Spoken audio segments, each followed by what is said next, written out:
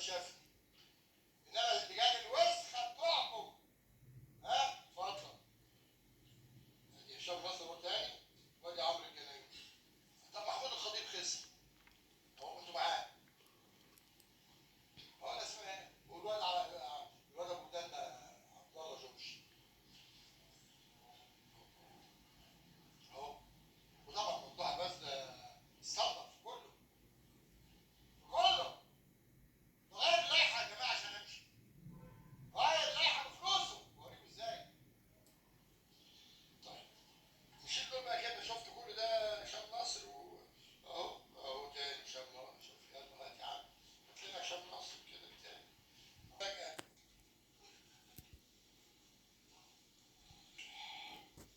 تقدم فيها للمحاكمة وقانون الرياضة. ليه؟ عشان أهنت، خد معايا بقى كده، عمرو يوسف الجنايدي. زملكاوي يا جماعة، ورجع عمل ايه في النادي؟ هشام نصر ايه استحق؟ دول زملكاوية، دول محتلين نادي دلوقتي وعايزين نادي يكسب. مش اللي بقى دول كده مع بعض. خد بقى المصيبة السوداء.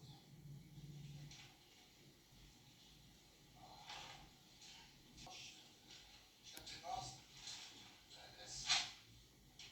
مع الوقت بقى لا رع متجنس ونكال يتواصل.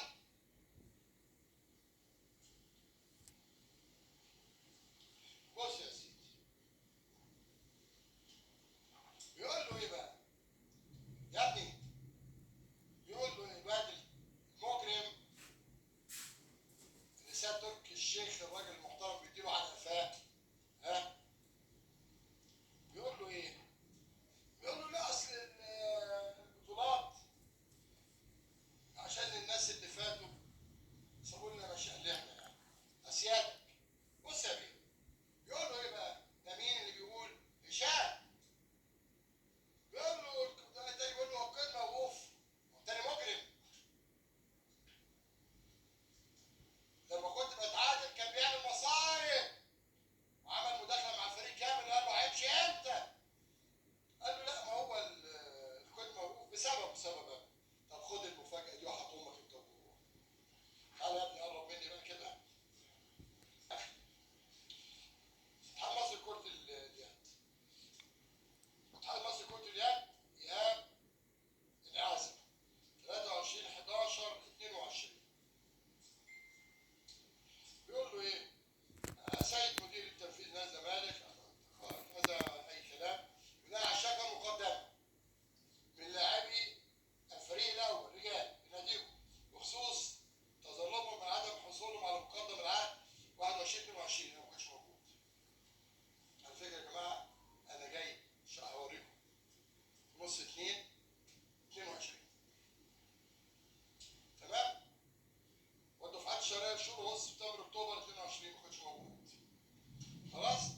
مين بقى الاسماء؟ علي هشام ناصر هو اللي واقف كده يا سافل ابنك اهو، واحمد الاحمر اللي بعديه اخو نيره الاصفر اهو. مين اللي واقف كده؟ ابنك واخو نيره. كفايه كذب وتقليد. طب احنا عايزين نرد، لما لك شراب لا ارد